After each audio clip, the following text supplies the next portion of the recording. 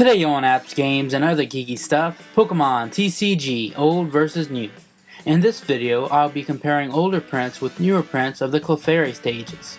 And let's get on to the Pokemon comparisons. The Generation 1 has 30 health, no weaknesses or retreat costs, and it has 1 attack. For 1 of any kind of energy, it causes you to shuffle your hand into your deck and draw 7 cards.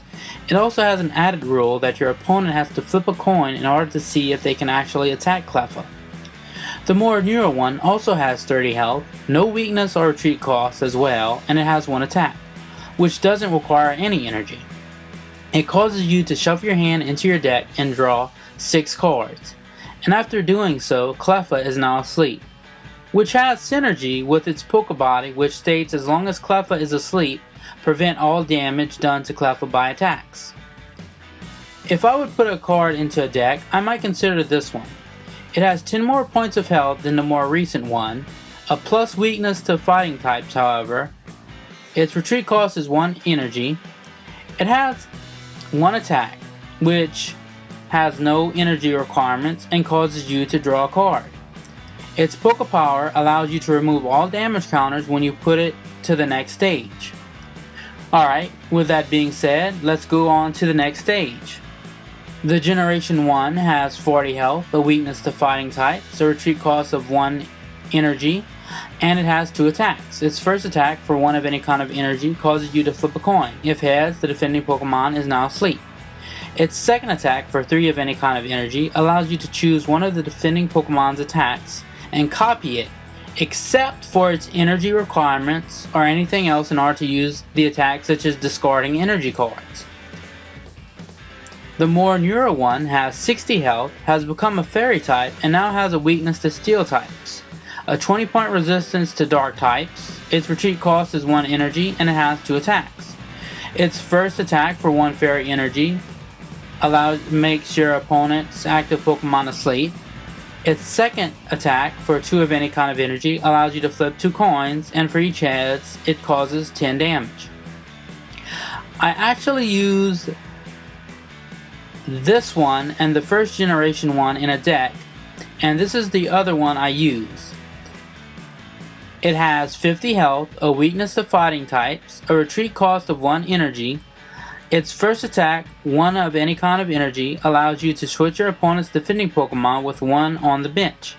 Its second attack for 2 of any kind of energy causes 20 damage with no additional effects. Alright, time to go to the next stage. The Generation 1 has 70 health, a weakness to fighting types, a 30-point resistance to psychic types, a retreat cost of 2 energy, and it has 2 attacks. Its first attack for 1 of any kind of energy allows you to choose 1 of the defending Pokemon's attacks and copy it, except for energy requirements or anything else in order to use the attack, such as discarding energy cards. Its second attack for 2 of any kind of energy causes a 20 damage reduction on your opponent's next turn. The more newer one has 100 health, has become a fairy type, and instead of a weakness to fighting types, it has a weakness to steel types, and it also gains a 20-point resistance to dark types. Its retreat cost is 1 energy, and it has 2 attacks.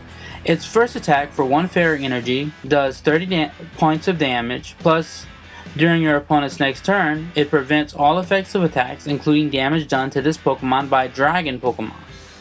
Its second attack for 1 fairy and 2 of any kind of energy causes 50 damage, and if you get heads on the coin flip, it does an additional 30 points of damage. I actually used the Generation 1 in a deck, but I might also consider using this one. It has 70 health, a weakness to fighting types, its retreat cost is 1 energy, and it has 1 attack. Its attack for 2 of any kind of energy causes you to flip 2 coins. For each heads, it causes 20 damage. What's really something about this Pokemon is its Pokepower, which allows you to exchange 1 card from your hand each turn for a basic energy card in your deck.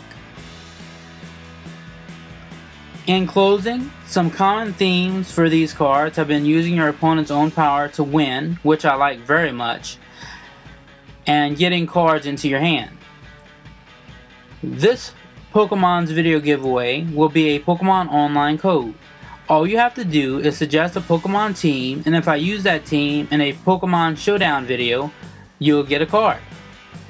Thanks for watching, and I hope you guys are having a fantastic week.